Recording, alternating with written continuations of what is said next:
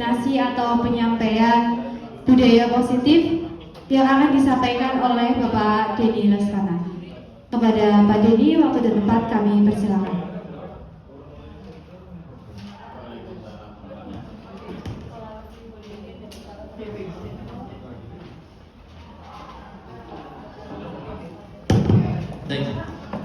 Terima kasih kepada Pak Barno atas kesempatannya dan terima kasih kepada moderator atas waktunya.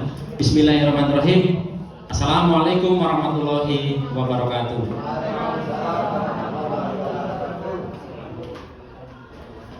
Pertama-tama marilah kita panjatkan puja dan puji syukur kita kehadiran Allah Subhanahu wa taala yang mana sampai detik ini kita masih menikmati atau masih diberi nikmat sehat, nikmat sempat, nikmat iman, dan nikmat Islam.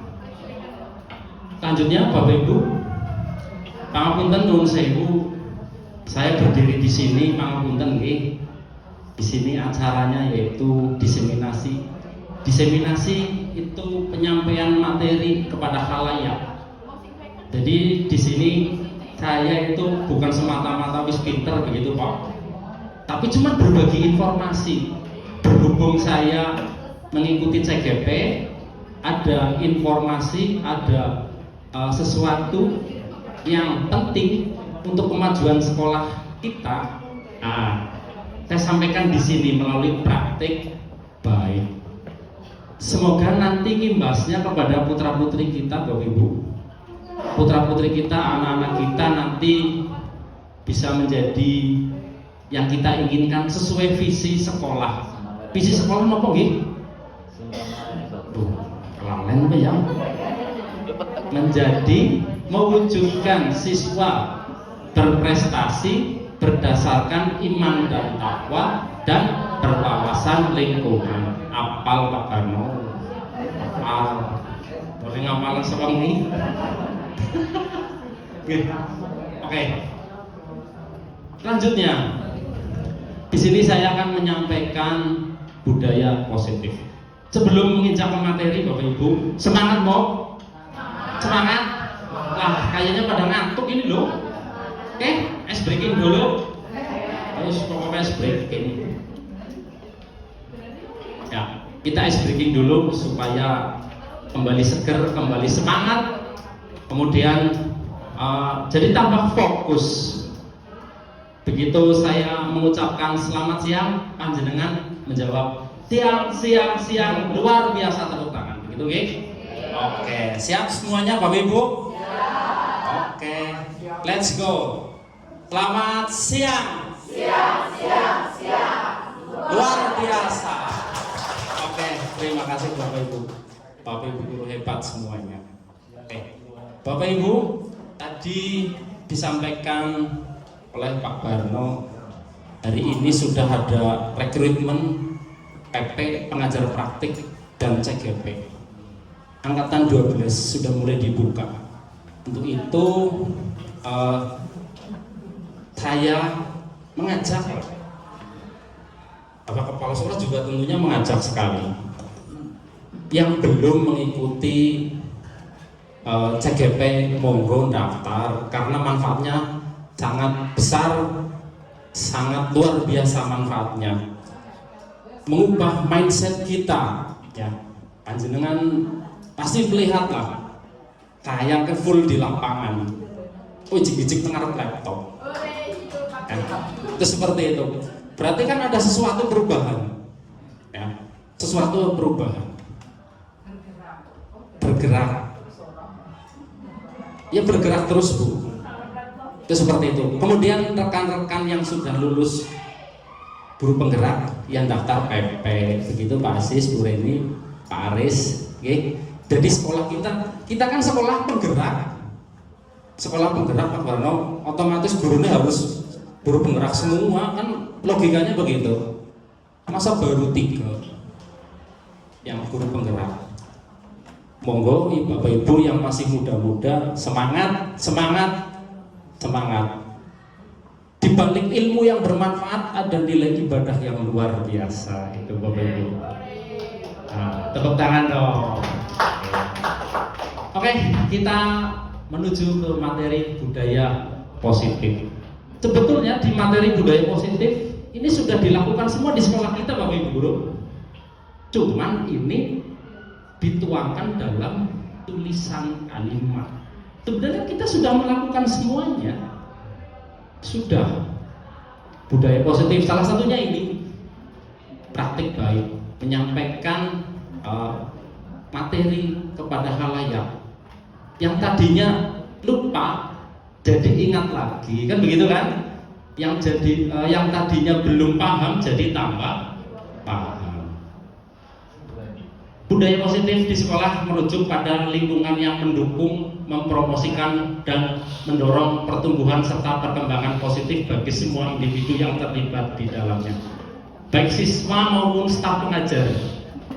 Budaya positif di sekolah mencakup nilai-nilai kerjasama. Ketika kita melakukan suatu tindakan, kita melakukan suatu treatment kepada siswa, melakukan prakarsa perubahan kepada siswa, butuh kerjasama enggak? Nah, kerjasama, saling menghargai, komunikasi terbuka, kesetaraan dan semangat untuk belajar. Berarti Bapak Ibu Guru di sini dituntut untuk apa kira-kira? Sangkuyung, bersama-sama. Dengan menerapkan budaya positif di sekolah, diharapkan semua individu dapat tumbuh dan berkembang secara optimal, menciptakan lingkungan belajar yang mendukung dan membangun karakter yang positif bagi generasi mendatang. Bapak Ibu Guru tentunya sudah melakukan itu. Sudah melalui pembelajaran yang inovatif, kreatif, sudah melakukannya. Ya. Seperti saya, ketika saya mampunya PJOK, sekali pertemuan 3 jam pelajaran, jam 1, 2, 3. Jam pertama, anak saya masukkan ke kelas. Di situ saya melakukan analisis video. Contoh kemarin anak terkasih video Olimpiade tari astaka. Di situ anak tersuruh menganalisis. Mas, itu jangan hanya dilihat videonya saja yang menang siapa, tapi sebelum lari mereka melakukan apa? Anak diajak berpikir. Di sini guru sebagai jangan sebagai sumber satu-satunya sumber belajar, tapi anak di sini diajak untuk belajar bernalar kritis, berpikir bersama-sama. Guru hanya ibaratnya memberikan rangsangan sedikit, nanti anak yang menyambut. Itu seperti itu. Anak terkasih video sepak bola, di Ronaldo mencetak gol. Jangan hanya tepuk tangan Ronaldo menang, Real Madrid menang, tapi kan ada prosesnya. Nah, itu di situ anak bernalar kritis. Oh, sebelumnya umpan dari pemain belakang ke pemain tengah, dikocak di bawah, terus passing ke depan, terus dikasih Ronaldo syuting dan gol. Nah, itu salah satunya seperti itu. Bapak Ibu Guru juga seperti itu, Ji. Seperti itu, harus seperti itu. Ya. Terus next. Di dalam materi budaya positif ada perubahan paradigma, makna kata disiplin, motivasi perilaku manusia, tujuan disiplin positif, sampai terakhir segitiga restitusi. Nanti saya tekankan baik lagi, Mbak.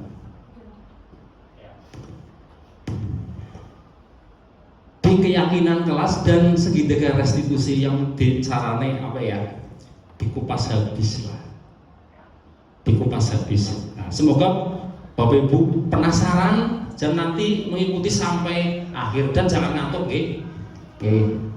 Perubahan paradigma. Ya. Dalam membangun budaya positif, sekolah dapat menyediakan lingkungan yang positif, aman dan nyaman agar siswa mampu berpikir, bertindak dan mencipta dengan merdeka mandiri dan bertanggung jawab sesuai dengan visi sekolah kita. Ya.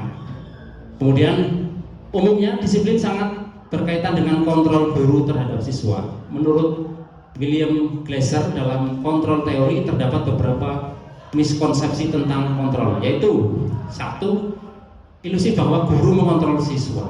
Ini maksudnya adalah semua perilaku mempunyai tujuan, bahkan untuk perilaku yang tidak disukai. Untuk itu pada dasarnya guru tidak dapat memaksa siswa untuk berbuat sesuatu. Tidak boleh memaksa, tidak boleh menuntut. Kita sebagai guru apa? Menuntun, dituntun, tidak dipaksa. Ya. Contoh, anak dengan bakat A dipaksa dengan bakat B, tidak jadi, tidak nyambung. Ya, begitu. Untuk itu pada dasarnya guru tidak dapat memaksa dan untuk berbuat sesuatu. Jika siswa tersebut memilih untuk tidak melakukannya, walau guru tampaknya sedang mengontrol perilaku siswa, tetapi sebenarnya siswa sedang mengizinkan dirinya untuk dikontrol.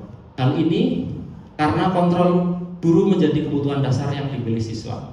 Kemudian yang kedua, ilusi bahwa penguatan positif efektif dan bermanfaat. Penguatan positif itu efektif dan bermanfaat. Penguatan positif merupakan bentuk-bentuk kontrol untuk mempengaruhi siswa agar mengulangi suatu perilaku tersebut. Usaha untuk mengontrol siswa tersebut.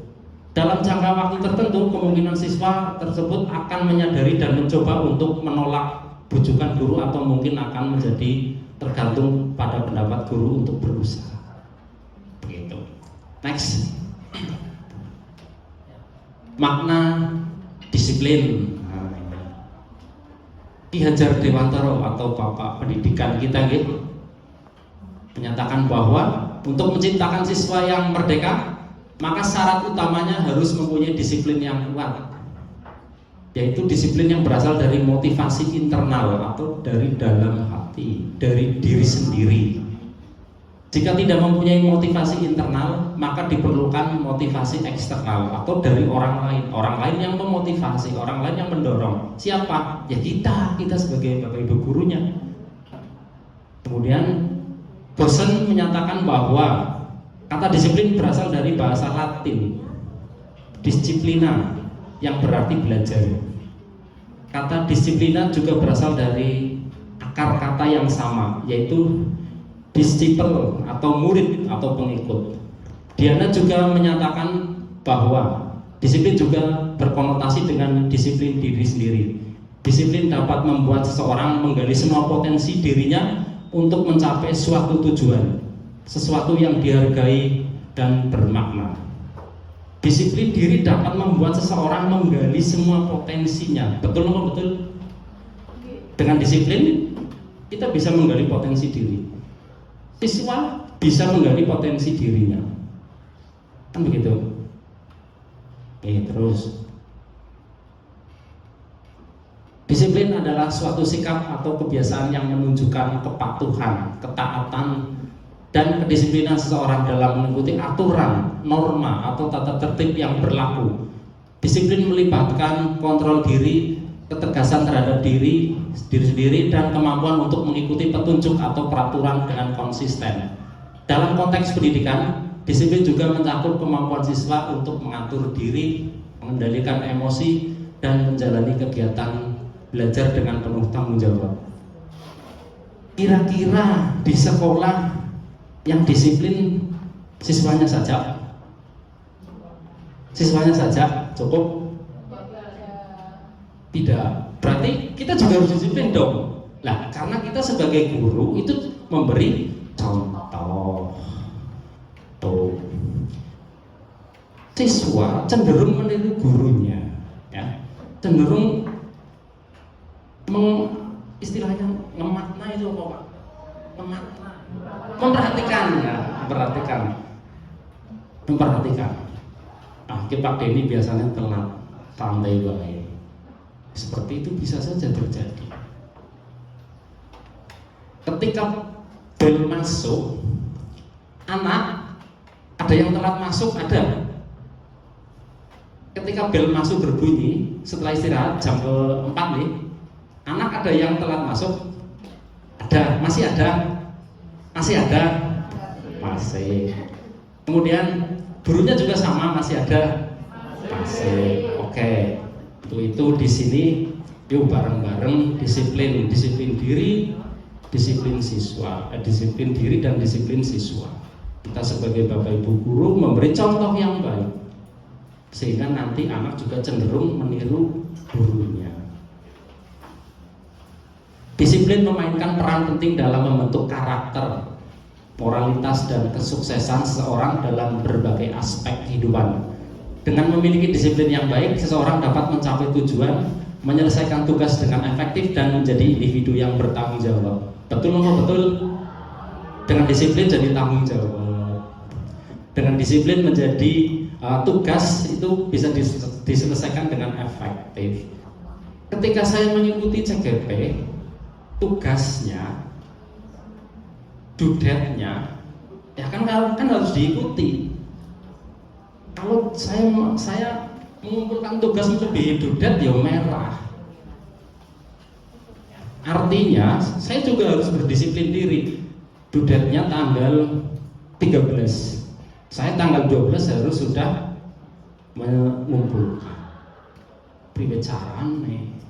Pak Asis yang diwarai, Bu Reni yang diwarai, Pak Aris yang diwarai, kan seperti itu, ya. Banyak sekali sumber-sumber di sekitar kita. Begitu juga siswa, ya. Siswa ketika dikasih tugas atau PR oleh Bapak Ibu guru dikerjakan di rumah, si anak bisa googling, anak tersebut bisa tanya ke bapaknya, tanya ke saudaranya, gitu. Oke, next. Motivasi perilaku manusia. Motivasi perilaku manusia adalah kekuatan internal yang mendorong individu untuk bertindak atau berperilaku dalam suatu cara tertentu. Motivasi ini merupakan dorongan atau energi yang mendorong seseorang untuk mencapai tujuan, kepuasan, atau kebutuhan tertentu. Terdapat berbagai teori yang menjelaskan mengapa manusia bertindak sesuai dengan keinginan, tujuan, dan kebutuhan. Kita bertindak kan ada dorongan dari dalam. Itu.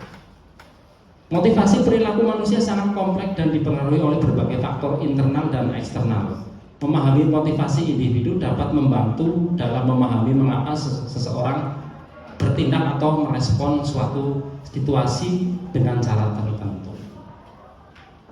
Excellent. Ya. Terdapat 3 motivasi perilaku manusia menurut Gaussen. Yang pertama, untuk menghindari ketidaknyamanan atau hukuman. Ya. Anak juga, siswa juga. Siswa disiplin salah satunya untuk menghindari ketidaknyamanan atau hukuman. Guru juga ya sama, menghindari ketidaknyamanan atau hukuman. Kemudian yang kedua, untuk mendapatkan imbalan atau penghargaan dari orang lain. Anak disiplin dilakukan karena mengharap imbalan, bisa saja. Guru juga kita juga bisa sama seperti itu. Kemudian yang ketiga, untuk menjadi orang yang mereka inginkan dan menghargai diri sendiri dengan nilai-nilai yang mereka percaya. Bapak Ibu, dari 3 motivasi, nomor 1, nomor 2, nomor 3, kira-kira yang motivasi paling bagus yang mana? Nomor berapa? Kira-kira nomor berapa? Nomor 3, ya. Kalau nomor 1 kan lah nyombok dokum lah, gitu kan. Nomor 2, ben dapat hadiah atau imbalan. Lah kalau nomor 3 bagaimana ini? Ikhlas, menghargai diri sendiri dengan nilai-nilai yang mereka percaya. Seperti itu. Oke, berarti kita disiplin, insya Allah di nomor 3 nih Bapak Ibu. Insya Allah, ya Bismillahirrahmanirrahim semuanya. Bismillah. untuk menjadi orang yang mereka inginkan dan menghargai diri sendiri dengan nilai-nilai yang mereka percaya. Next. Tujuan disiplin positif. Disiplin positif merupakan suatu pendekatan dalam mendisiplinkan anak atau siswa dengan cara yang lebih membangun, mengarah pada pertumbuhan positif dan memperkuat hubungan yang sehat antara orang dewasa seperti guru, orang tua, dan anak. Pendekatan ini menekankan pada pembentukan perilaku yang diinginkan melalui pelajaran nilai-nilai, pemahaman aturan, serta memberikan konsekuensi yang bertujuan untuk mengajarkan tanggung jawab dan membangun kesadaran diri. Tujuan dari disiplin positif adalah untuk menanamkan motivasi kepada semua siswa kita agar mereka menjadi orang yang mereka inginkan dan menghargai diri sendiri dengan nilai-nilai yang mereka percaya. Berarti ini kan motivasi yang ketiga tadi, Ibu. Oke, motivasi ini berasal dari siswa atau internal, sehingga akan berdampak jangka panjang. Berarti nanti betul gede seperti itu. Oke. Dan tidak akan terpengaruh dengan adanya hukuman atau hadiah karena sudah berasal dari hati. Next, Mbak. Nah, oke, ini keyakinan kelas. Nanti kita bahas mandan apa ini ya, mandan dalam mengenai keyakinan kelas. Oke, Bapak Ibu guru yang berposisi sebagai wali kelas 7, 8, 9, sudahkah membuat keyakinan kelas di kelas masing-masing? Sudah. Keyakinan kelas atau kesepakatan kelas? Kesepakatan kelas atau keyakinan kelas? Kesepakatan kelas. Tentunya keyakinan kelas atau kesepakatan kelas ada bedanya atau tidak? Ada bedanya atau tidak? Yuk. Itu salah satunya, Bu. Oke, nanti kita bahas ya. Timbul di benak Bapak Ibu, bedanya sih apa? Kesepakatan kelas dan keyakinan kelas. Nah, kan ada bedanya. Ya, oke, nanti kita bahas. Dengan pembahasan ini nanti ya insya Allah ada gambaran lah buat Bapak Ibu guru. Dan yang belum membuat keyakinan kelas atau sudah membuat keyakinan kelas, dengan diseminasi ini diharapkan nanti keyakinan kelasnya lebih bagus lagi. Seperti itu. Pembentukan keyakinan kelas merupakan nilai-nilai kebaikan atau prinsip-prinsip yang disepakati secara universal. Berarti disepakati bersama-sama. Iya kan? Oleh siapa? Siswa atau anak dan wali kelas dan guru. Ya. Gurunya juga meyakini, warga sekolah juga meyakini. Murid akan lebih semangat atau tergerak untuk melaksanakan keyakinannya daripada hanya mengikuti aturan. Nah, pembentukan keyakinan kelas. Yang pertama adalah keyakinan kelas bersifat lebih abstrak daripada peraturan, yang lebih rinci dan nyata. Kalau peraturan ada hukumannya enggak kira-kira? Peraturan ada hukumannya enggak? Kalau melanggar aturan hukumannya ini. Kalau melanggar keyakinan kelas apa? Ada hukuman enggak? Apa? Konsekuensi. Konsekuensi. Kalau bedanya hukuman dengan konsekuensi. Bedanya nopo kira-kira? Hukuman dengan konsekuensi. Ayo, nopo? Konsekuensi dari anak disepakati oleh dari hasil kesepakatan bersama. Kalau hukuman, ayo dipaksa ya, harus paksaan berarti ya. Paksaan harus yang harus ditaati. Ya. Kalau hukuman itu sifatnya kira-kira untuk anak kira-kira baik enggak? Kalau hukuman, baik enggak? kira-kira imbasnya? Imbasnya otomatis tidak baik. Konsekuensi imbasnya apa? Mendidik. Kalau konsekuensi imbasnya mendidik. Ya, terus keyakinan kelas berupa pernyataan-pernyataan universal. Pernyataan kebajikan universal yang diterima oleh seluruh warga kelas tentunya. Pernyataan keyakinan kelas selalu dibuat dalam bentuk positif. Kalimatnya juga kalimat positif, tidak ada dilarang, tidak boleh dilarang membuang sampah.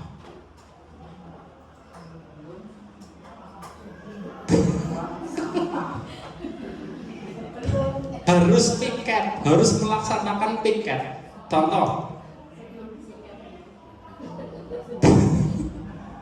Contoh nih Bapak Ibu, dilarang membuang sampah sembarangan. Kemudian yang kedua, yang piket harus piket. Terus yang ketiga, apa kira-kira? Itu kan antara yang pertama tadi Bu, dilarang membuang sampah dan harus piket, kan bisa diganti kalimatnya. Jagalah kebersihan, membuang sampah pada tempatnya. Kan bisa diganti kalimat tersebut. Ada beberapa kalimat yang tujuannya sama, menjaga kebersihan. Contoh, datang atau masuk kelas tepat waktu. Itu yang pertama. Kemudian yang kedua, HP dimasukkan atau dimatikan di locker. Itu kan kalimat itu bisa dijadikan satu. Apa kira-kira? Apa?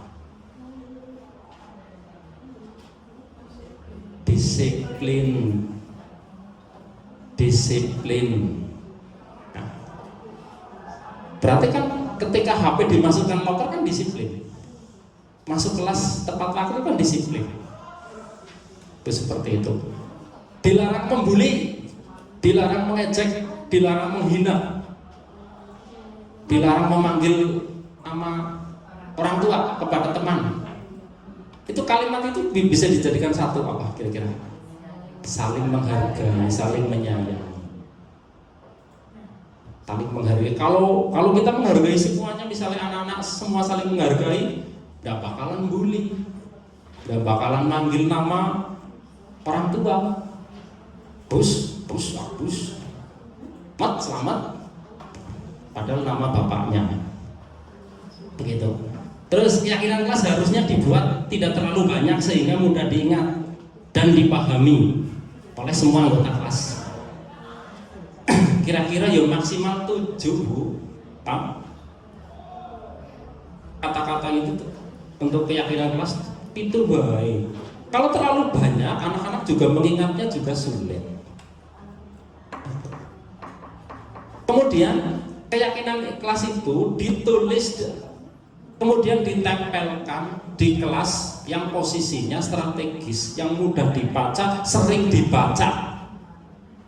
Mudah dibaca, sering dibaca. Begitu anak masuk kelas, keyakinan kelasnya saling menghargai, secara tidak langsung kan diingatkan terus oleh tulisan itu, ditempelkan di tempat yang strategis di kelas tersebut.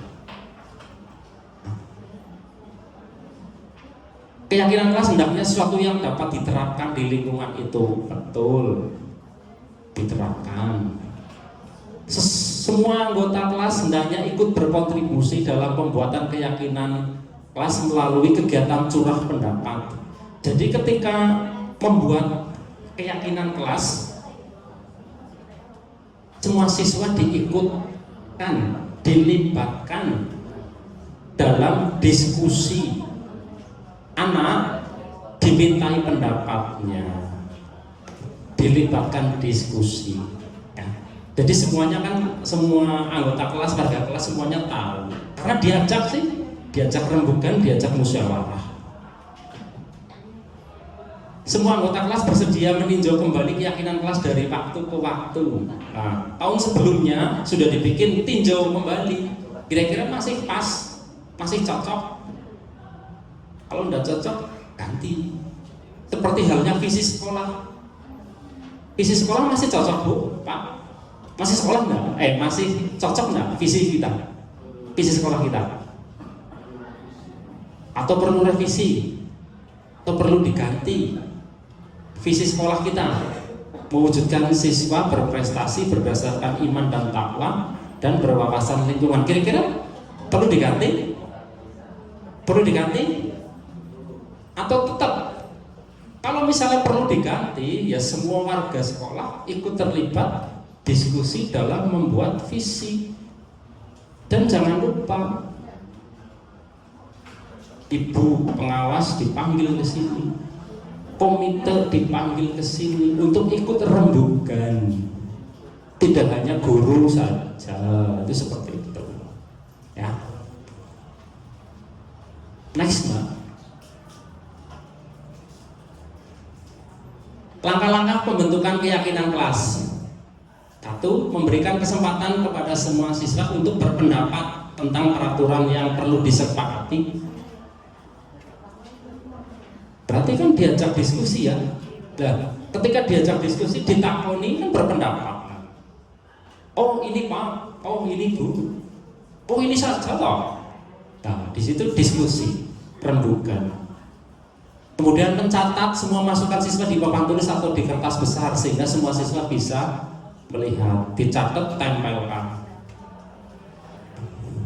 Kemudian menyusun keyakinan kelas sesuai prosedur pembentukan keyakinan kelas. Ubah kalimat negatif menjadi kalimat positif. Contoh, jangan berlari di kelas, menjadi berjalanlah di kelas. Ini contoh untuk anak SD mungkin, atau anak yang kelas 7 yang ke SD-SD-nya masih di bawah, apa pakai pelayon. Ya. Jangan berlari di kelas, tapi diganti berjalanlah di kelas. Meninjau kembali daftar pendapat yang telah dicatat, kemudian mengajak siswa untuk mencari nilai kebajikan atau keyakinan yang menjadi inti peraturan tersebut. Contohnya, berjalan di kelas, mendengarkan guru datang tepat waktu bisa diganti atau disarikan menjadi keyakinan, yaitu saling menghormati. Keyakinan-keyakinan ini kemudian dijadikan daftar untuk disepakati. Ya, disepakati, otomatis seluruh warga kelas harus sepakat. Ya. Yang memandu keyakinan kelas siapa kira-kira? Wali kelas kah atau guru mapel? Wali kelas atau guru mapel kira-kira Bapak Ibu? Yang membuatnya, atau bisa dua-duanya, atau bisa kolaborasi? Atau bisa kolaborasi? Kolaborasi tentunya bisa. Yang pertama, keyakinan kelas dirumuskan oleh wali kelasnya dulu. Yang sudah dapat, kemudian kok begitu, saya sebagai guru mapel, saya membaca. Oh cocok, oh ini kira-kira diganti, mau ditambahkan kira-kira bagaimana? Bisa menghubungi wali kelas, kemudian rembukan atau musyawarah dengan anak-anak. Tuh, nanti kan jadilah kesepakatan. Nomor 5, meninjau ulang keyakinan kelas secara bersama-sama. Hendaknya keyakinan kelas tidak terlalu banyak agar mudah diingat.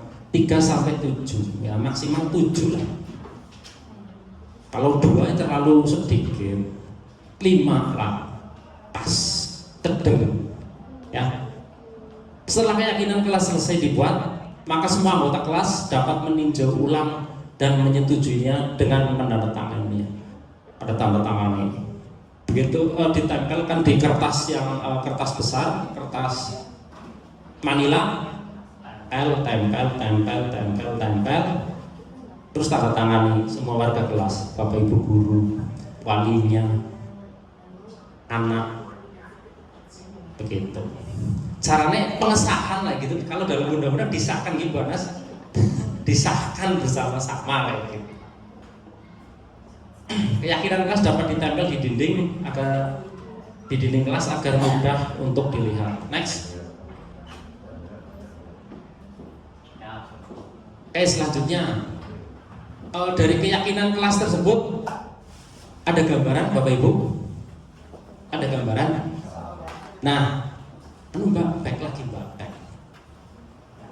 Tadi kan saya bertanya-tanya tadi pertanyaan pemantik bedanya keyakinan kelas dengan kesepakatan kelas, gitu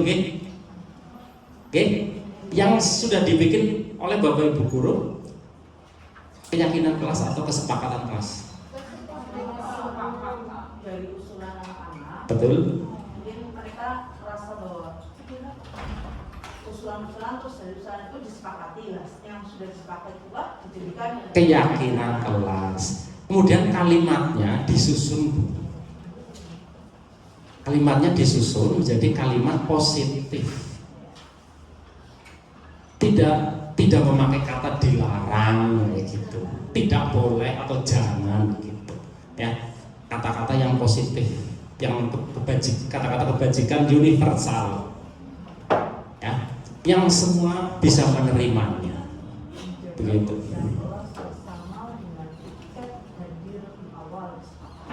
Berarti apa nilai keyakinan kelasnya? Disiplin. Ya. Betul. Jos pokoknya buanas. Disiplin. Ya. Terus selanjutnya, perbedaannya apa lagi Bu antara kesepakatan kelas dengan keyakinan kelas? Kalau kesepakatan kelas sifatnya kira-kira jangka panjang apa jangka pendek? Jangka pendek. Kalau keyakinan jangka panjang. Contoh, ada ini diseminasi. Saya berhak membuat kesepakatan kelas dulu enggak? Berhak, boleh. Kesepakatan kelasnya itu ini. Kan jangka pendek, habis diseminasi selesai, bubar gitu kan, selesai. Tapi kalau keyakinan kelas masih berlanjut, jangka panjang, begitu. Oke Mbak, next. Jelas nih Bapak Ibu, ada gambaran nih?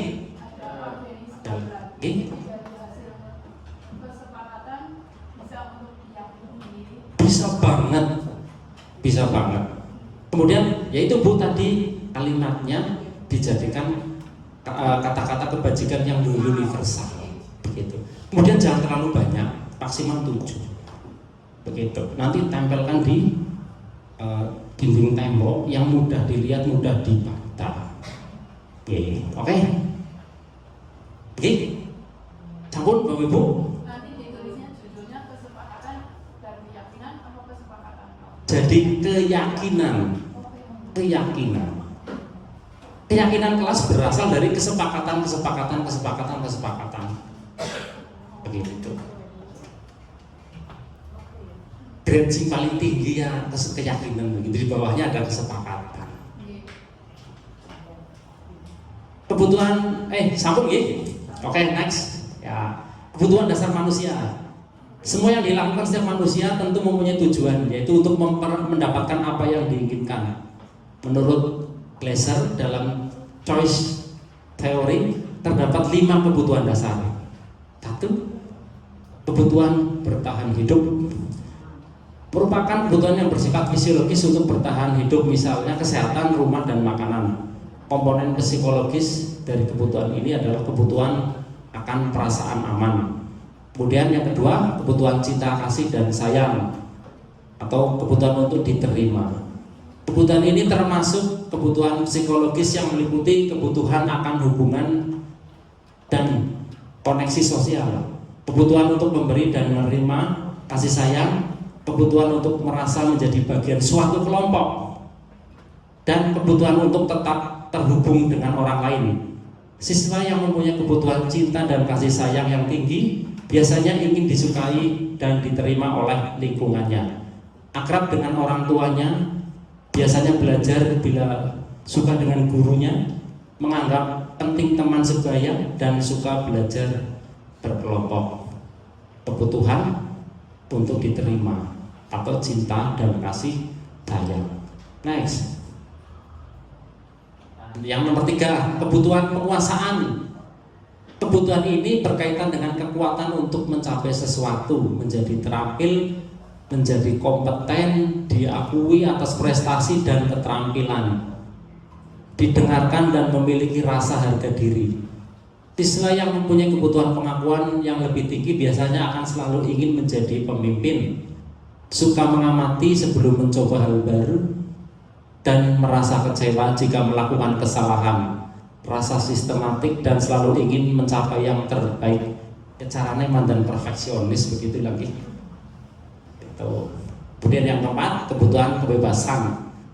Kebutuhan akan pilihan, merupakan kebutuhan akan kemandirian, mempunyai pilihan dan mampu mengendalikan arah hidup seseorang. Siswa yang mempunyai kebutuhan kebebasan yang tinggi menginginkan pilihan, perlu banyak bergerak, suka coba-coba, tidak terpengaruh oleh orang lain, dan suka hal yang baru dan menarik. Kemudian yang kelima atau yang terakhir, kebutuhan kesenangan, merupakan kebutuhan untuk mencari kesenangan, bermain dan tertawa. Anak-anak perlu ini ya, nomor 5 perlu banget ya, siswa kita ya, perlu banget nggak? Nah, anak SMP itu dominan masih cenderung bermain, ya, bermain. Justru nih anak SMP orang bermain, aduh, repot, ya. Silakan bermain, bersosialisasi dengan teman sekelas, dengan teman sebaya di rumah. Dan itu butuh sekali untuk sosialisasinya. Siswa dengan kebutuhan kesenangan yang tinggi biasanya akan menikmati apa yang dilakukan, konsentrasi melakukan hal yang disenangi, suka permainan, suka mengoleksi barang, dan suka melucu atau berburu. Next. Ya, kemudian ini juga tak kalah pentingnya Bapak Ibu, posisi kontrol guru. Ini tentang kita. Menurut Gosen terhadap 5 posisi kontrol guru yang terhadap siswanya. Yang pertama, tipe penghukum. Nah, apa sih kira-kira tipe penghukum yang bagaimana? Seseorang penghukum dapat menggunakan hukuman fisik atau verbal.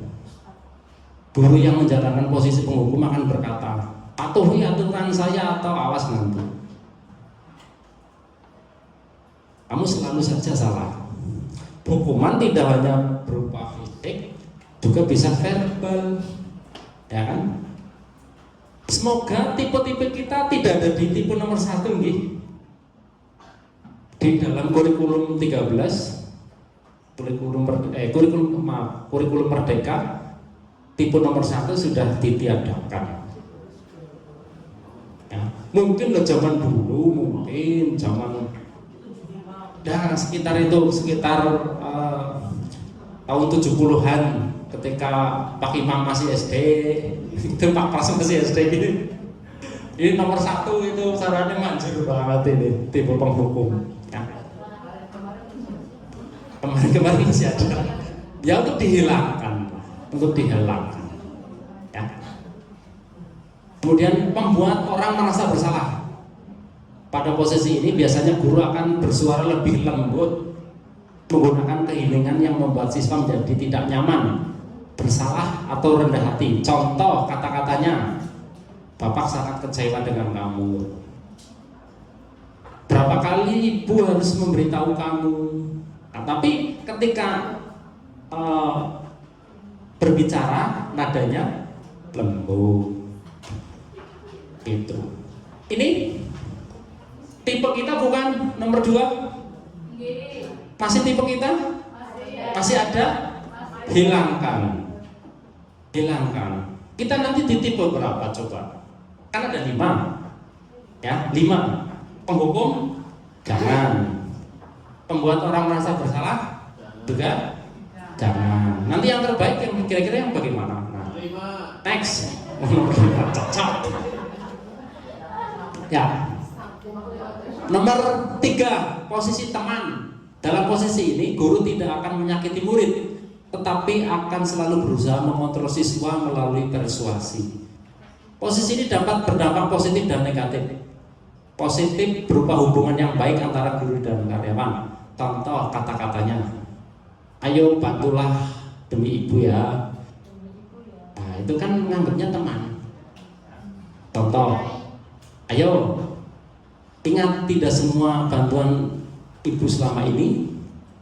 Nah, hal negatif dari posisi teman adalah bila guru tidak dapat membantu, maka siswa akan kecewa.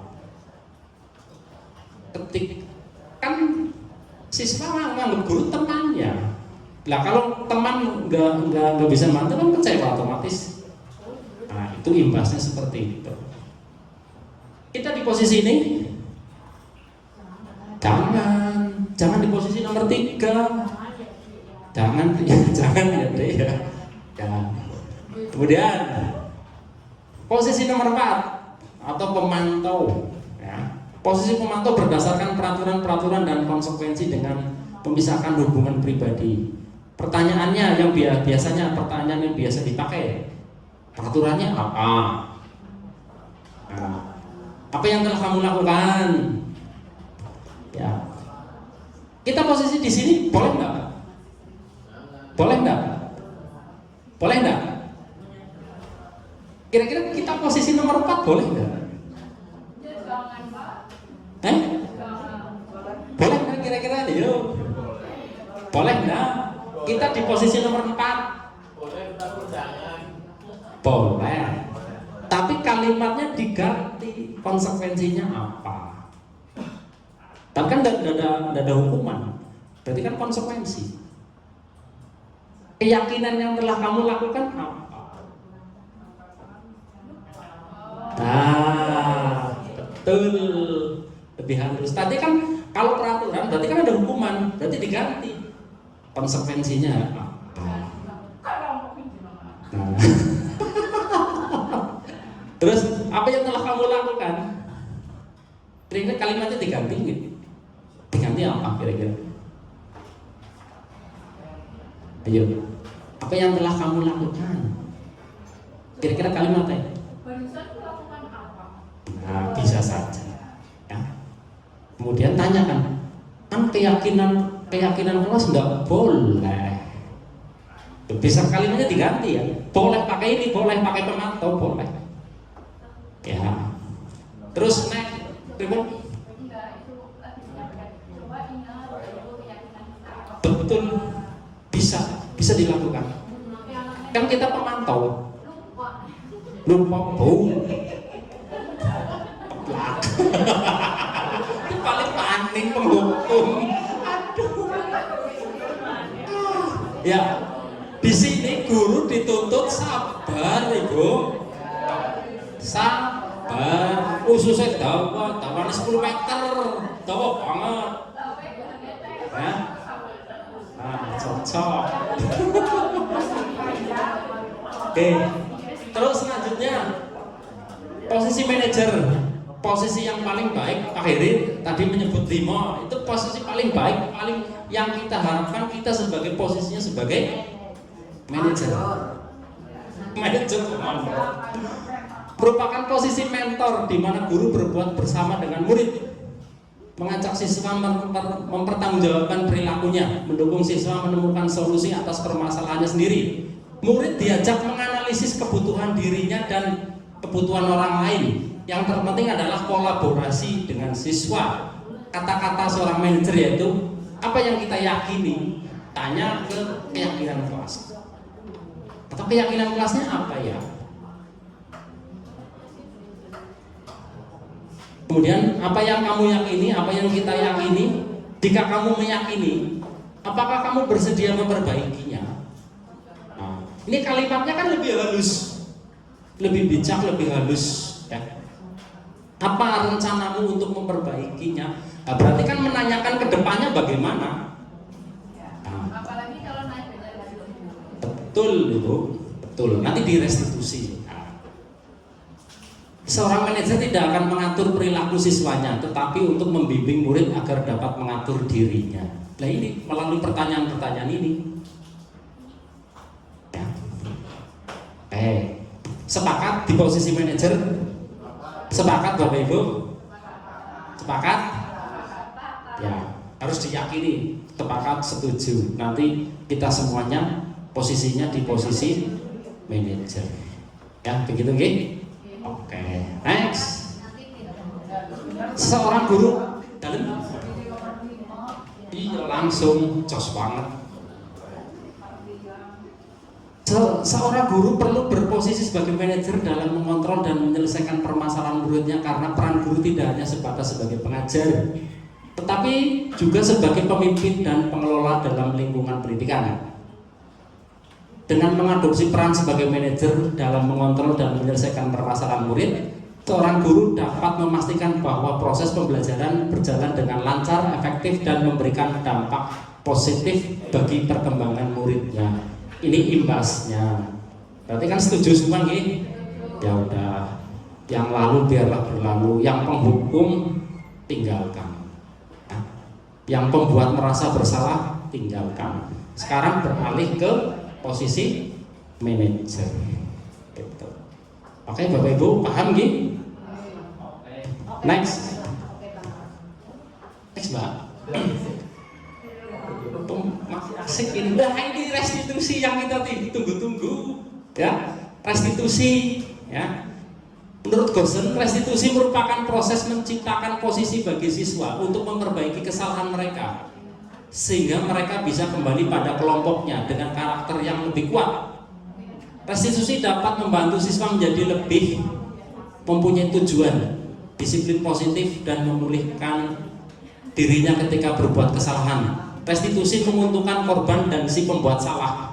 Restitusi menguntungkan korban dan si pembuat salah. Maksudnya apa ini? Kok restitusi menguntungkan korban dan pembuat, berarti dua belah pihak jadi beruntung.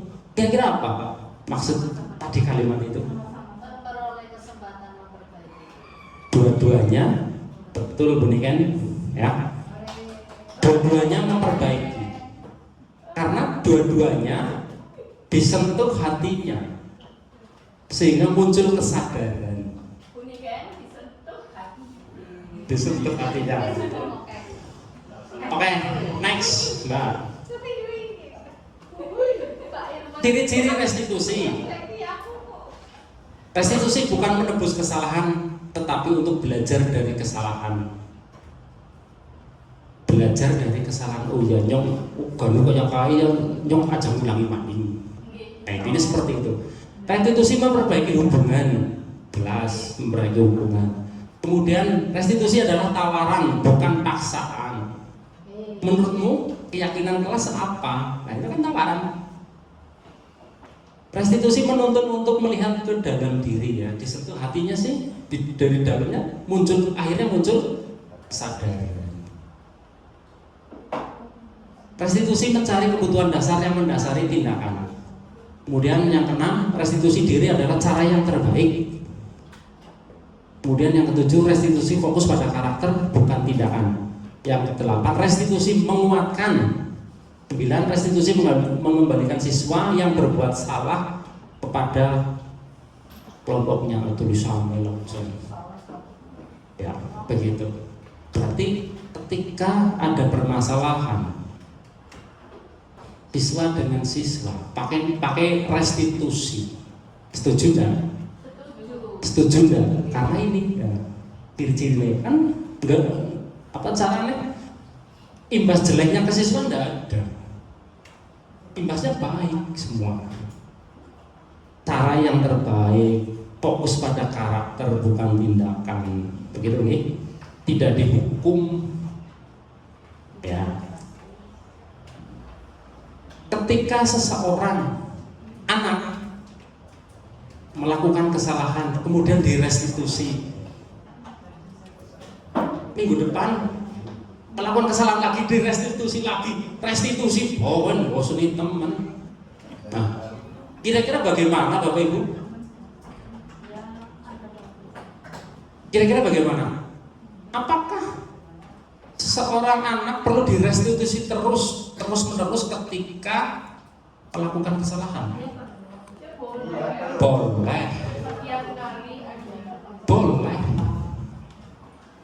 Tapi jangan lupa ketika melakukan restitusi dicatat. Ada catatannya, contoh misalnya wali kelas Bu Tuti menegur siswa yang rambutnya gondrong atau panjang. Itu melanggar keyakinan kelas.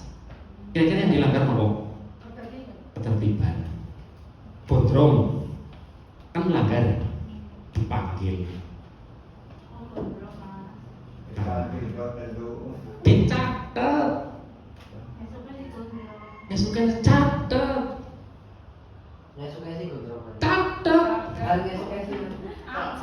Kerjasama kolaborasi dengan guru BK, dengan kesiswaan, panggil orang tuanya.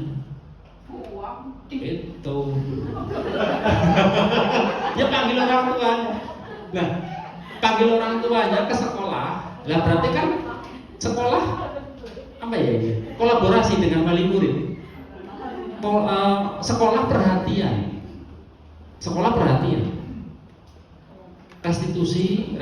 Restitusi maning, panggil orang tuanya. Kan begitu? Jadi ada kerjasama. Oke, next Mbak. Segitiga restitusi. Ya.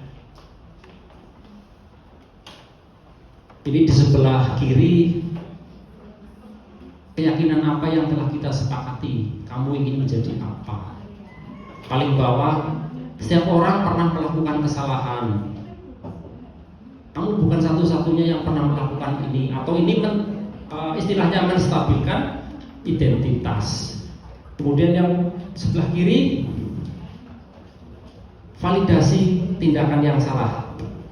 Itu contohnya, kamu telah punya alasan. Kamu tentu punya alasan mengapa kamu melakukan itu. Adakah cara yang lebih efektif untuk mendapatkan apa yang kamu lakukan?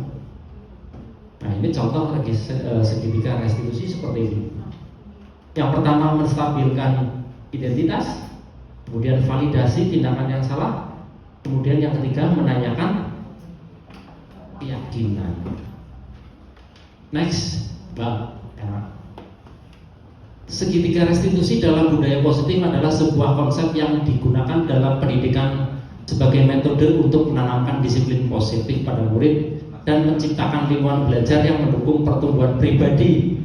Segitiga restitusi terdiri dari 3 aspek utama yang harus dipahami. Yang pertama, menstabilkan identitas. Contoh kalimatnya, berbuat salah itu tidak apa-apa. Ada tapi berbuat salah itu tidak apa-apa, wis titik. Ya bocahmu malah kebanjur. Ada tapinya. Tapi ada orang lain yang dirugikan. Tidak ada manusia yang sempurna. Berarti ada tapinya. Nanti gitu. Betul. Kita bisa menyelesaikannya, ya. Atau Bapak tidak tertarik untuk mencari siapa yang salah, tapi Bapak ingin mencari solusi dari permasalahan ini. Solusi itu memang Berarti yang terakhir lah ya, yang kira-kira pas sekali ya. Di sini Pak Guru tidak akan tidak akan menghukum kamu, Mas. Tapi kita berpikir bersama-sama mencari solusi yang terbaik untuk kita. Kalimatnya kan bisa diganti seperti itu. jadi tidak boleh menjustice ya. Betul, Ibu. Lagi ngarani bocah angel ya. Nggak boleh. Berarti menstabilkan identitas, dan emosi ini stabil dulu. Tujuannya seperti itu. Ketika anak fokus pada kesalahan, maka akan sulit untuk melakukan restitusi hal ini karena rasa bersalah menguras energi. Perlu distabilkan kan? Menstabilkan identitas. Kemudian merasa bersalah berarti identitas gagal. Rasa bersalah membuat kita terperangkap pada masa lalu yang sudah tidak bisa diubah lagi. Terperangkap pada masa lalu. Nah, makanya ini berbuat salah itu tidak apa-apa mas, manusiawi. Tapi ada tapinya. Ya. Yang nomor 2, next. Validasi tindakan yang salah. Ya. Restitusi tidak menyarankan guru berbicara kepada siswa bahwa melanggar peraturan adalah sikap yang baik. Tapi dalam restitusi harus memahami alasannya dan memahami bahwa setiap orang pasti melakukan hal yang terbaik pada waktu tertentu. Untuk itu perlu validasi. Contohnya, padahal kamu bisa melakukan yang lebih buruk dari ini ya.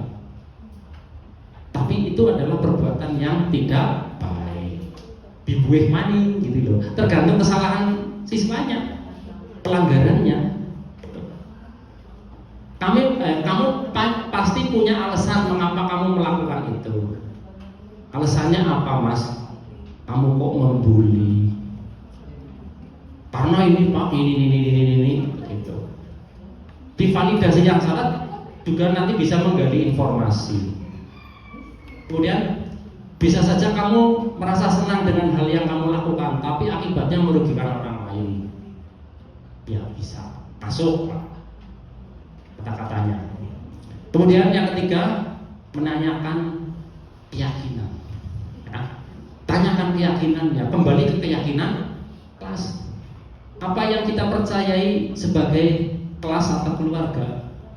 Kemudian nilai-nilai umum yang kita sepakati apa? Keyakinan kelas kita apa? Keyakinan kita apa?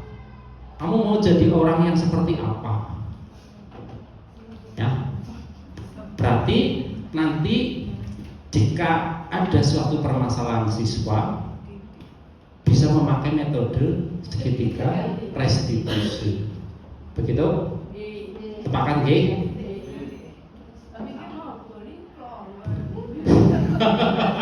Yang nanti diingat-ingat betul lah. Ya. Yang melakukan segitiga restitusi siapa? Pak gurunya yang melakukannya ketika menemukan ada pelanggaran keyakinan begitu. Next. Apa lagi nggih? Anu lagi senang banget nggih. Langkah praktek restitusi. Ketika akan melakukan praktek restitusi, yang pertama posisinya duduk. Kalau bisa jejeran, jangan ada pada depan ini meja siswanya, itu jangan. Diusahakan jangan seperti itu. Tapi sejajar itu, sejajar. Humanis, sejajar. Kemudian membuka percakapan dengan ramah, menyapa dulu. Oh ya jangan pak. Ya. Jangan cong-cong ya pak. Iya, menyapa dulu murid. Ya. Selamat pagi mas. Assalamualaikum. Nah, menyapa murid. Kemudian menggali cerita dari sudut pandang. Coba ceritakan bagaimana kronologis. Ya, ceritanya gimana sih? Menggali alasan. Apa alasan kamu melakukannya? Kemudian menstabilkan identitas. Kita semua pernah berbuat salah, tetapi kemudian yang kelima, validasi tindakan. Mengapa kamu melakukan hal itu? Nanti kan anak menjawab. Ketika anak menjawab, ya sambil bapak ibu orat-oratan lah, nulis lah. Mengapa kamu melakukan ini? Anak kan menjawab sambil ditulis. Kemudian menanyakan keyakinan. Apakah kamu ingat keyakinan kelas kita? Keyakinan kelas kita apa ya? Kamu melanggar keyakinan kelas kita di poin apa ya? Yang ketujuh, menggali tindakan restitusi yang diusulkan oleh murid. Semoga kedepannya kamu akan lebih baik lagi dan tidak akan mengulangi hal itu. Terus plus dimotivasi. Terakhir dimotivasi. Next, Mbak. Ya, oke, kita praktek segitiga restitusi. Contoh kasus, 1, anak telat masuk sekolah, 2. Telat masuk kelas, tidak melaksanakan piket, rambut panjang atau gondrong. Pasis, mohon kesediaannya maju ke depan. Kita praktek restitusi. Pak Kasis menjadi gurunya. Saya jadi gurunya saja. Pak Kasis jadi muridnya, oke. Yang jadi gurunya Pak Imam Suganda, nggih. Iya, cocok. Mau kasus apa Pak? Contoh kasus apa Pak? Nanti jadi Bapak Ibu semuanya paham. Rambut gondrong saja Pak. Telat datang ke sekolah. Terlambat. Rambut gondrong. Oh, jadi terlambat ya. Terlambat masuk sekolah. Ya, kira-kira bagaimana Pak Imam, monggo? Pak Imam sebagai Pak Guru, kemudian Pak Sis sebagai siswa yang telat. Monggo, kira-kira bagaimana?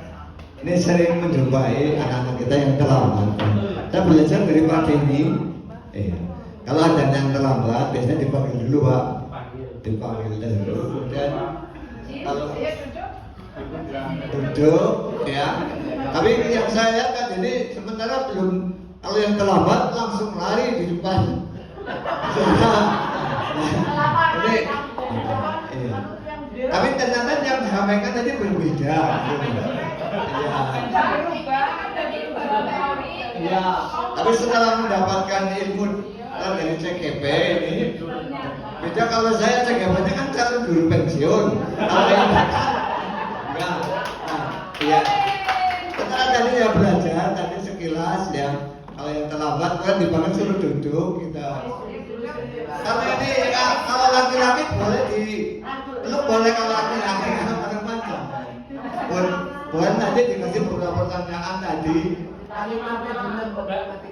Kalimatnya apa tadi ya, tolong dicek lagi Pak. Ya dimulai dari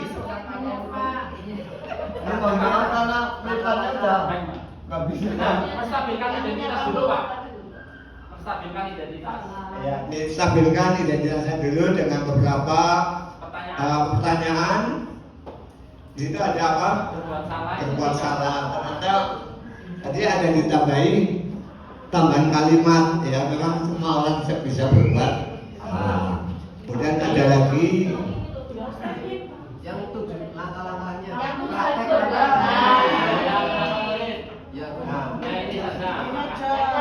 yang sesuai waktunya sudah jam 3 lebih. Iya, 5 menit lah, 5 menit. Iya. Kemudian membuat percakapan dengan nama. Udah ya?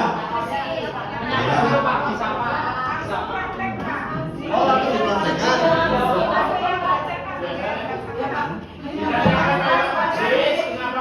Apa kepenaknya di sana saja Pak ya?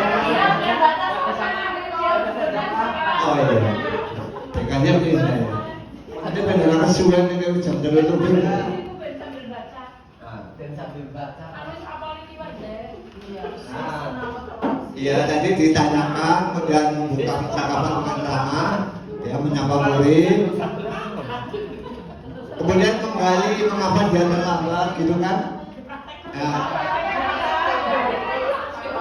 Oh, dipraktekkan.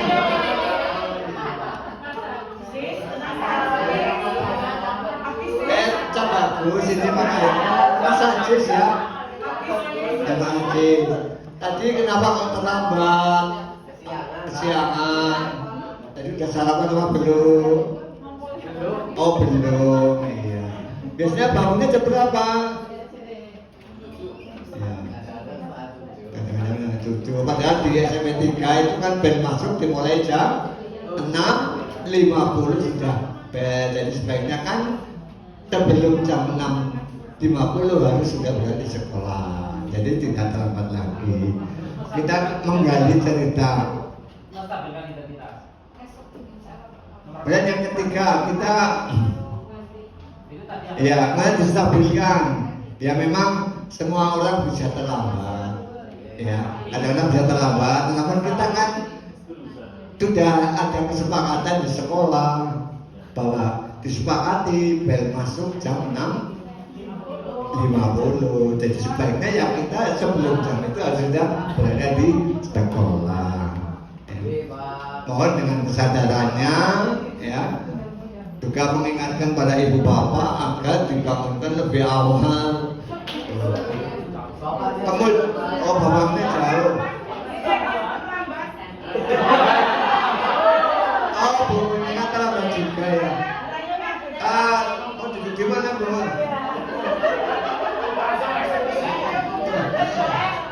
Oh, bakal namun lalu jam 3 lebih kok. Bu Monika. Ya. Kemudian ada tindakan validasi tindakan. Iya. Mengapa kok kalian terlambat? Tadi sudah ya, mestinya ya Pak Denny ya. Iya. Mestinya kan sudah tahu kesepakatan yang sudah dibuat di sekolah gitu ya. Iya. Kemudian menanyakan keyakinan. Apakah kamu ingat keyakinan di kelas yang sudah disepakati bersama? Ingat. Dan menggali tindakan restitusi yang diusulkan oleh murid. Nah, untuk ke depan sebaiknya ya jangan terlambat lagi, kan mestinya kan begitu, diajarkan beberapa masukan saran-saran ya. Karena hanya itu Pak Denny, waktunya sudah cukup sore. Terima kasih. Assalamualaikum warahmatullahi wabarakatuh. Terima kasih Pak Imam dan kasih tepuk tangan untuk kita. Ingatkan peristiwa Bu. Jadi seperti itu ya, ada langkah-langkahnya. Ibu Monika yang baru datang kira-kira Kenapa? oh ya, saya tanya lah di sini Pak Bu Monika, posisinya di sini, duduk sini. Saya boleh Pak? Ya, nah, ini simulasinya temenan Ibu. Ya, ini simulasi. Duduk saja. Anggap saja saya lagi duduk sejajar.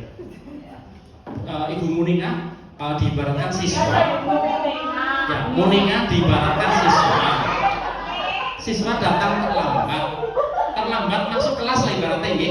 Pakai segitiga restitusi. Ya. Nah,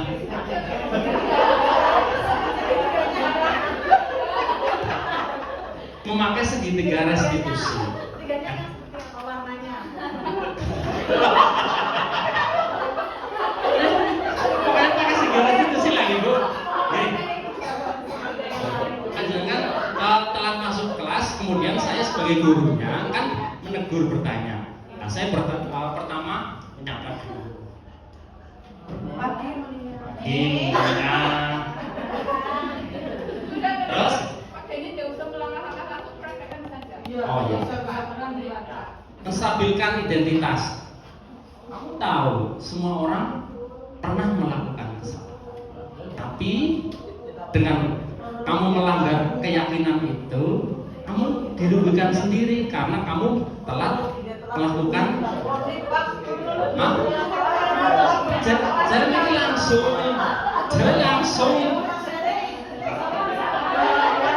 Ya wis, berarti urut ya.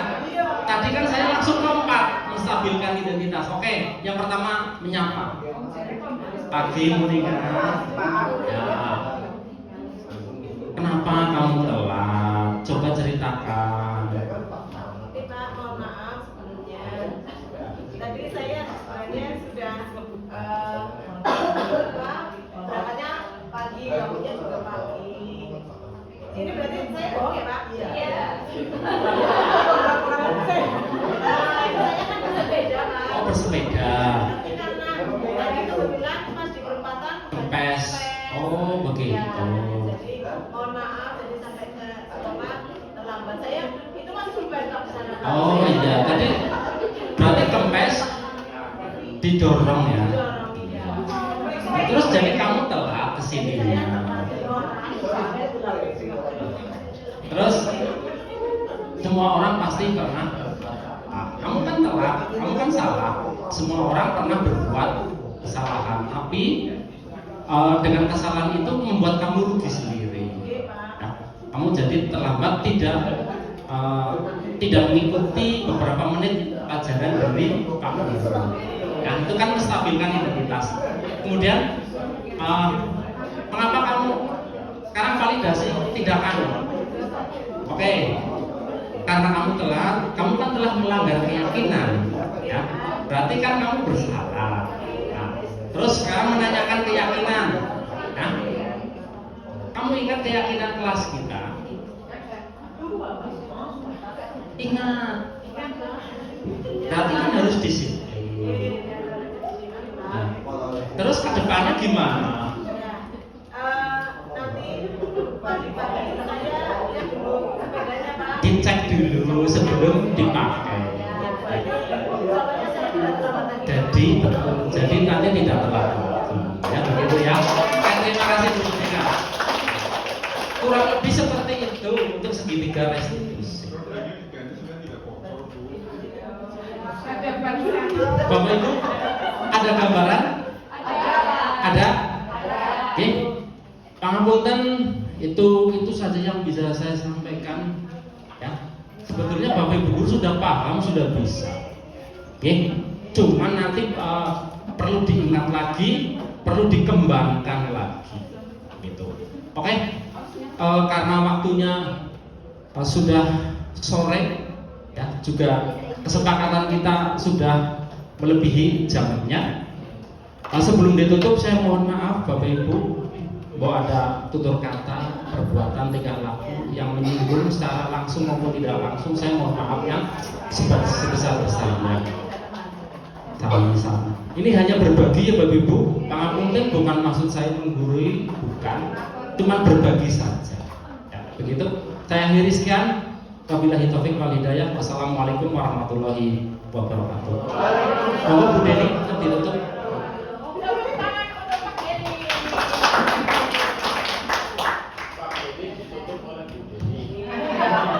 Ya, terima kasih Pak Denny atas materi yang sudah disampaikan. Jadi kesimpulannya kita di sini sebagai guru tidak bisa menuntut di Bapak Ibu, tapi kita bisanya hanya menuntun. Dan melalui segitiga restitusi ini kita menanamkan disiplin yang positif kepada siswa tanpa menghakimi, memberi hukuman, tetapi memberikan kesadaran kepada mereka agar bisa berubah atas kesadaran dari dirinya sendiri. Alhamdulillahirabbil alamin, kita sudah di penutup acara. Semoga apa yang disampaikan pada pagi hari ini bisa berjalan. Oh iya, pada hari ini bisa berjalan sebagaimana yang telah direncanakan. Marilah kita tutup acara pada sore hari ini dengan bacaan hamdalah bersama-sama. Alhamdulillah.